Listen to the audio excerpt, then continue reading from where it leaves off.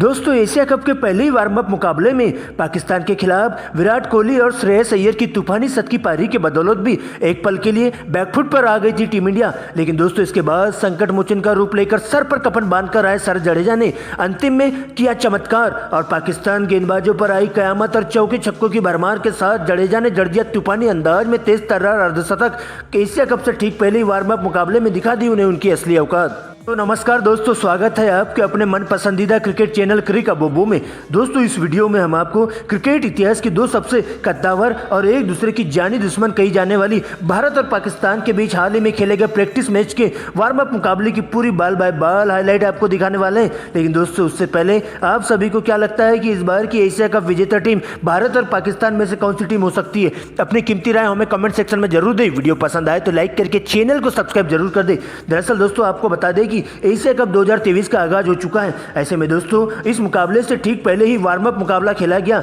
जिसमें दोस्तों क्रिकेट इतिहास की दो सबसे दिग्गज टीमें एक दूसरे से दो हाथ करने के लिए श्रीलंका के कैंडी में भिड़ी थी। जहां पर दोस्तों इस मुकाबले की शुरुआत होती भारतीय समयानुसार दोपहर 3 बजे से सिक्का उछाला जाता है और सीधा पाकिस्तान के कप्तान बाबर आजम के पक्ष में जाकर गिरता है। जब बाबर आजम पुराने आंकड़े और बैटिंग पिच को देखते हुए पहले बल्लेबाजी करने का निर्णय लेते हैं तो वही दोस्तों टीम इंडिया के पक्ष में गेंदबाजी जाती है। दोस्तों इसके बाद पाकिस्तान की पारी की शुरुआत करने के लिए टीम के दो धाकड़ ओपनर बल्लेबाज फखर जमान और इमाम उल हक क्रीज पर आते हैं। तो वही दोस्तों भारतीय टीम के लिए पहले ओवर की गेंदबाजी करने के लिए स्विंग मास्टर मोहम्मद सिराज आते हैं, जहां पर मोहम्मद सिराज के द्वारा एक सटीक लाइन लेंथ के तहत गेंदबाजी का नजारा पेश किया जाता है और फखर जमान को अपने पहले ही ओवर में इन स्विंग और आउट स्विंग करते हुए गेंद को हवा में लहराते हुए दिखाई देते हैं और इस प्रकार से सिराज अपने पहले ओवर में 4 सिंगल की मदद से 4 रन देते हैं। लेकिन दोस्तों इसके बाद दूसरे ओवर की गेंदबाजी करने के लिए तेज गेंदबाज मोहम्मद शमी आते हैं, जिनका सामना होता है इमाम उल हक से और पहली ही गेंद पर इमाम खूबसूरत सी कवर ड्राइव के साथ 4 रनों से अपना और अपने टीम का खाता खोल देते हैं और इसी ओवर की अंतिम स्लोअर 1 गेंद पर एक करारा प्रहार करते हुए 1 बाउंस चौका जड़ देते हैं। लेकिन दोस्तों इसके बाद तीसरे ओवर में मोहम्मद सिराज को रिप्लेस करते हुए जसप्रीत बुमराह की एंट्री होती है, जहां पर बुमराह के द्वारा घातक गेंदबाजी का नजारा देखने को मिलता है और आते ही सबसे पहले पाकिस्तान पर काल बनकर टूट पड़ते हैं। जहां तीसरे ओवर की पहली यार्कर गेंद पर फखर जमान को क्लीन बोल्ड कर देते हैं, जहां फखर जमान के बल्ले से मात्र 3 रनों की पारी देखने को मिलती है। लेकिन दोस्तों इसके बाद इसी ओवर की अंतिम गेंद पर एक बार फिर से इमाम उल हक भी 1 रन चुराने के चक्कर में 13 रनों के निजी स्कोर पर रनआउट का शिकार हो जाते हैं और इस तरह से बुमराह एक ही ओवर में पाकिस्तान की 2 बड़ी मछली का शिकार कर जाते हैं। जहां पर बुमराह का यह ओवर 2 विकेट के साथ साथ 2 रन देकर जाता है और इस तरह से 3 ओवर की समाप्ति पर पाकिस्तान का स्कोर 2 विकेट के नुकसान पर स्कोर बोर्ड पर 22 रनों तक पहुंच जाता है। जिसके बाद क्रीज पर 2 नए बल्लेबाज कप्तान बाबर आजम और सलामी विकेट कीपर बल्लेबाज रिजवान आते हैं और इसके बाद तो दोस्तों दोनों ही सलामी बल्लेबाज टीम के तेज गेंदबाजों का डटकर मुकाबला करते हुए चले जाते हैं। जहां पर दोस्तों और कोई विकेट गंवाए बिना सिंगल डबल की मदद से पारी को संभाल कर रखते हैं और देखते देखते 55 गेंदों में ही 50 रनों की अटूट साझेदारी पूरी कर लेते हैं।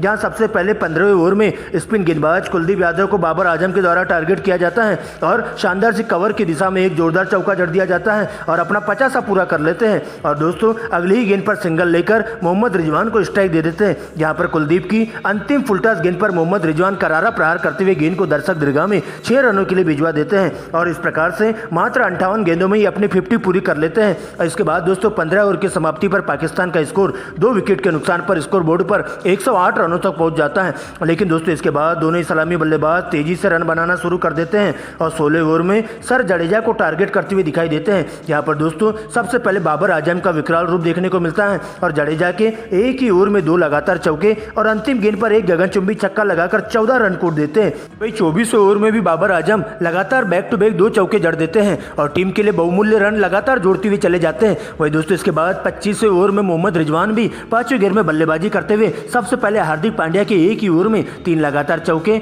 और 2 गगनचुंबी छक्के लगा देते हैं और आगे भी इसी अंदाज में बल्लेबाजी करते हुए दिखाई देते हैं और देखते देखते 30 ओवर की समाप्ति पर पाकिस्तान का स्कोर 2 विकेट गंवाकर स्कोर बोर्ड पर 180 रनों तक पहुंच जाता है। लेकिन दोस्तों इसी बीच 35वें ओवर में मोहम्मद सिराज की एंट्री होती है, जहां पर आते ही मोहम्मद सिराज के द्वारा घातक गेंदबाजी का नजारा देखने को मिलता है। लेकिन अब नजरें जमाकर पूरी तरह से सेट हो चुके बाबर आजम को मोहम्मद सिराज की गेंदबाजी से कोई फर्क नहीं पड़ता है और सिराज के एक ही ओवर में 2 लगातार चौके जड़कर सबसे पहले बाबर आजम मात्र 102 गेंदों में ही अपना तूफानी शतक जड़ देते हैं। तो वही दोस्तों इसके बाद 40वें ओवर में रिजवान भी मोहम्मद शमी के ओवर में 1 छक्का और 1 चौके की मदद से तूफानी अंदाज में बल्लेबाजी करते हुए 118 गेंदों में ही अपना शतक पूरा कर लेते हैं और इस प्रकार से शतक पूरा होने के बाद दोनों ही ही बल्लेबाज विकराल रूप धारण कर लेते हैं और देखते देखते 40 ओवर की समाप्ति पर 2 विकेट के नुकसान पर पाकिस्तान का स्कोर 290 रनों तक पहुंच जाता है। लेकिन दोस्तों इसके बाद 41 ओवर में एक बार फिर से बुमराह की एंट्री होती है, जहां पर आते ही पाकिस्तान के ताबूत में किल ठोकने का काम करते हैं और आते ही दोनों ही सेट बल्लेबाजों को आउट कर पाकिस्तान को मुश्किल में डाल देते हैं। जहां सबसे पहले जसप्रीत बुमराह 41 ओवर की दूसरी ही गेंद पर मोहम्मद रिजवान को 112 रनों के निजी स्कोर पर रन आउट कर देते हैं। तो वही दोस्तों इसी ओवर की अंतिम नकल गेंद पर बाबर आजम को पूरी तरह से उलझाते हुए कॉटन बोल्ड कर देते हैं, जहां पर बाबर आजम 135 रनों की पारी का अंत हो जाता है और इस तरह से एक ही ओवर में 2 विकेट चटकाकर जसप्रीत बुमराह पाकिस्तान के लगातार बढ़ रहे हाई स्कोर पर पूरी तरह से विराम लगा देते हैं। लेकिन दोस्तों इसके बाद 2 नए बल्लेबाज सलमान अली आगा और इफ्तिकार अहमद आते हैं, लेकिन अगले ही ओवर में दोनों ही बल्लेबाजों को पूरी तरह से उलझाकर रखते मोहम्मद सिराज, जहां पर एक ही ओवर में 2 गेंदों में 2 लगातार विकेट लेकर पाकिस्तान के मिडिल ऑर्डर को पूरी तरह से तहस नहस करके रख देते हैं। यहाँ पर सिराज दोनों ही बल्लेबाजों को अपने इसी ओवर में एलबीडब्ल्यू आउट कर पवेलियन का रास्ता दिखा देते हैं। लेकिन दोस्तों इसके बाद शाहबाज खान और मोहम्मद नवाज की जोड़ी अंतिम के ओवरों में एक्शन में दिखाई देती है और मैदान पर आते ही ताबड़तोड़ अंदाज में बल्लेबाजी करना शुरू कर देते हैं और अंतिम के 5 ओवरों में तूफानी अंदाज में बल्लेबाजी करते हुए दोनों ही बल्लेबाज चौके छक्कों की बारिश शुरू कर देते हैं और इस प्रकार से पाकिस्तान की टीम पूरे 50 ओवर के खेल में 6 विकेट गंवाकर स्कोर बोर्ड पर 348 रन बना लेती है और इस मुकाबले में टीम इंडिया को जीत हासिल करने के लिए 349 रनों का टारगेट दे दिया जाता है। यहाँ पर मोहम्मद नवाज के बल्ले से 22 रन, तो वही दोस्तों शादाब खान के बल्ले से धुआंधार अंदाज में 24 रन की पारी देखने को मिलती है और दोनों ही बल्लेबाज नाबाद होकर लौट जाते हैं। लेकिन दोस्तों इसके बाद 349 रनों के लक्ष्य का पीछा करने भारतीय पारी की ओर से कप्तान रोहित शर्मा और विस्फोटक बल्लेबाज शुभमन गिल मैदान पर आते हैं। तो वही दोस्तों पाकिस्तान के लिए पहले ओवर की गेंदबाजी करने के लिए स्विंग के मास्टर शाहीन अफरीदी आते हैं, जहां पर अपने पहली ओवर में गेंद को हवा में लहराते हुए दोनों बल्लेबाजों को खासा परेशान कर देते हैं और इस तरह से 4 सिंगल की मदद से टीम इंडिया पहले ओवर में बिना विकेट गंवाए स्कोर बोर्ड पर मात्र 4 रन बना पाती है। दोस्तों इसके बाद शुभमन गिल का सामना होता है दूसरे ओवर में पाकिस्तान के तेज गेंदबाज नसीम शाह से, जहां पर शुभमन गिल अपने हाथ खोलते हुए दिखाई देते हैं और नसीम शाह को टारगेट करते हुए शुरुआत की 2 गेंदों में 2 गगनचुंबी छक्के जड़ देते हैं। वही दोस्तों इसके बाद इसी ओवर की अंतिम गेंद पर एक और करारा प्रहार करते हुए 1 बाउंस चौका जड़ देते हैं और इस प्रकार से नसीम शाह के एक ही ओवर में 18 रन कूट देते हैं।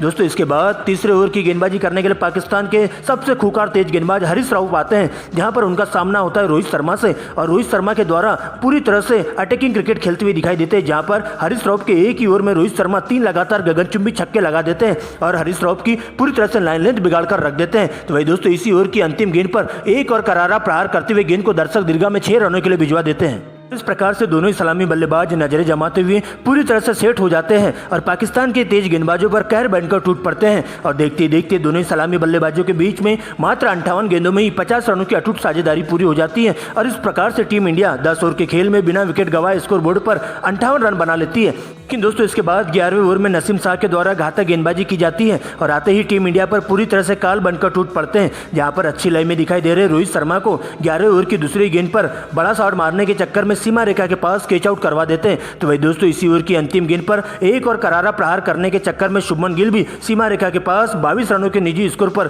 कैच आउट हो जाते हैं और इस प्रकार से टीम इंडिया नसीम शाह के इस ओवर में मात्र 2 रन बनाते हुए अपने 2 बहुमूल्य विकेट गंवा देती है। लेकिन दोस्तों इसके बाद 12वें ओवर की गेंदबाजी करने शाहीन अफरीदी आते हैं, जहां पर पहली ही तेज गति से फेंकी गई गेंद पर केएल राहुल को क्लीन बोल्ड कर देते हैं, जो कि बिना खाता खोले ही डगआउट की ओर लौट जाते हैं। दोस्तों इसके बाद क्रीज पर 2 नए बल्लेबाज विराट कोहली और श्रेयस अय्यर मैदान पर आते हैं, जहां पर दोस्तों 13वें ओवर की गेंदबाजी करने के लिए नवाज आते हैं, जहां पर शुरुआत में दोनों ही बल्लेबाज संभल कर खेलते हुए नवाज को इसी ओवर में 2 चौके और 1 सिंगल की मदद से 9 रन बटोर लेते हैं। तो वही दोस्तों इसके बाद शादाब खान के अगले ओवर में सबसे पहले विराट कोहली अपने हाथ खोलते हुए दिखाई देते हैं और शादाब खान को टारगेट करते हुए एक ही ओवर में 2 छक्के और 2 चौकों की मदद से 20 रन कूट देते हैं और इसके बाद तो दोनों ही बल्लेबाजों का विकराल रूप देखने को मिलता है और पाकिस्तान के तेज गेंदबाजों के साथ साथ स्पिन गेंदबाजों पर पूरी तरह से कहर बनकर टूट पड़ते हैं और इस प्रकार से विराट कोहली 58 गेंदों में ही अपना तूफानी अर्धशतक जड़ देते हैं। तो वही दोस्तों दूसरे ओवर से उनका भरपूर तरीके से साथ देते हुए चलते हैं श्रेयस अय्यर और अपने ही अंदाज में बल्लेबाजी करते हुए पाकिस्तान के स्पिन गेंदबाजों पर कहर बनकर टूट पड़ते हैं